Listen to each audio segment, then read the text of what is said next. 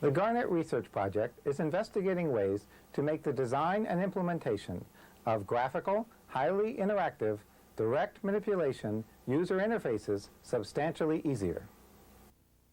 Like other user interface development environments, Garnet provides menus, scroll bars, and buttons. However, unlike other environments, Garnet supports the insides of application windows, which take most of the time to design and implement. Garnet uses Common Lisp and runs under X11. Garnet is an acronym and stands for Generating an Amalgam of Real-Time Novel Editors and Toolkits. Garnet is a comprehensive system and contains both a low-level toolkit and high-level interactive tools, with innovations at every level. The Garnet toolkit contains an object system, constraints, new input and output models, and widgets. The object system uses a prototype instance model rather than the conventional class instance model used by Smalltalk and C++. In a prototype instance model, there are no classes, and any object can be a prototype for other objects. Changing a property in the prototype also changes all instances that do not override that property. An innovation in Garnet is the support for structural inheritance for groups of objects, which means that when objects are added or deleted from the prototype group, the same edits are applied to all instances of the group.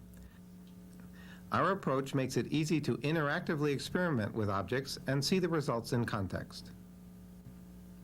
Another innovation in Garnet is that properties of objects can be computed by constraints, which means that the value is updated automatically whenever anything it depends on changes. Constraints are commonly used to tie graphical objects together. For example, here the programmer only declared that the lines stay attached to the circles, and the boxes stay the same size as the strings, and Garnet maintains this.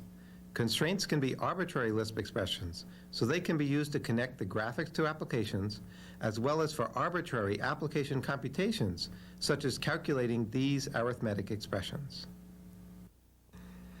Garnet's output system uses a retained object model, sometimes called a structured graphics model. This means that there is an object in memory for every graphical object on the screen. When an object changes, Garnet automatically redraws the object and any other objects that are covering it. Also, Garnet refreshes windows when they are scrolled, become uncovered, or change size. Garnet's built-in layout routines automatically format objects in columns, rows, tables, trees, or connected graphs. Most of the per-object overhead can be eliminated when there are lots of similar objects, so Garnet can be used for maps and visualizations with thousands of objects. Garnet uses a novel input model where common direct manipulation behaviors are supplied as a small number of built-in interactor objects that can be attached to graphics. Each type handles a standard kind of behavior, such as selecting one or more of a set of objects, moving objects with the mouse, rotating objects using the mouse, or text editing. The text editing interactor provides full mouse-based multi-font editing, including a mode that supports Lisp code editing. The interactors are independent of the particular graphics used. Here, one interactor is used for all 4 scroll bars. Furthermore, interactors are parameterized so that they are very general. So one kind of interactor is used for buttons, palettes, menus, and even to select objects in a graphics editor. Unlike most systems, Garnet supports operations across multiple windows. A built-in interactor supports gesture recognition, so developers can easily experiment with advanced user interfaces. Garnet provides 2 complete widget sets, one of which has a standard motif look and feel. All of the widgets are implemented using Garnet objects, constraints, and interactors. This makes it easy for developers to create custom widgets. In addition, the toolkit provides built-in support for the insides of application windows. For example, the Selection Handles widget can be used by any graphical application to support selecting and manipulating objects. Other standard editor operations, including cut, copy, paste, duplicate, to top and bottom, group, open, save, print, etc., are provided in a library and can often be used without change. These make creating a graphical editor particularly easy. Garnet comes with many demos and example applications, including a complete drawing editor.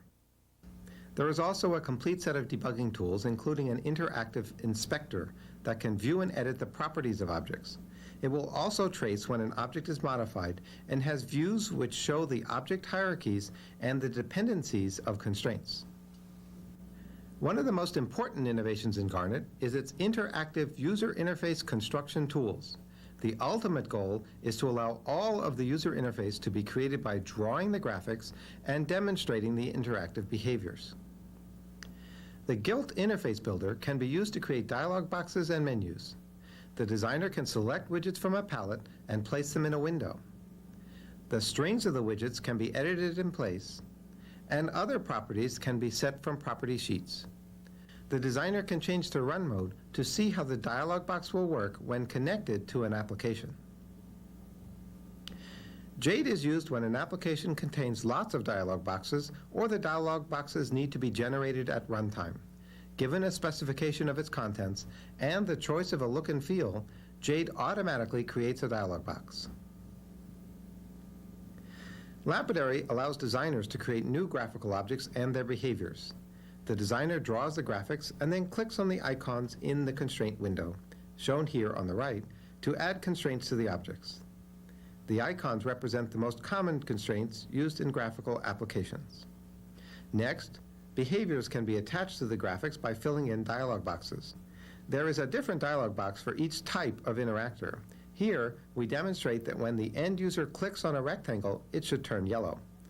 Lapidary allows components of graphical applications, or even entirely new widgets, to be created without programming. When the constraints available in Lapidary are not sufficient, C32 can be used. C32 provides a spreadsheet interface to make the specification of complex constraints easier. Clicking on a spreadsheet cell or on a graphical object automatically inserts the proper reference into the constraint. Marquise allows the overall behavior of applications to be demonstrated.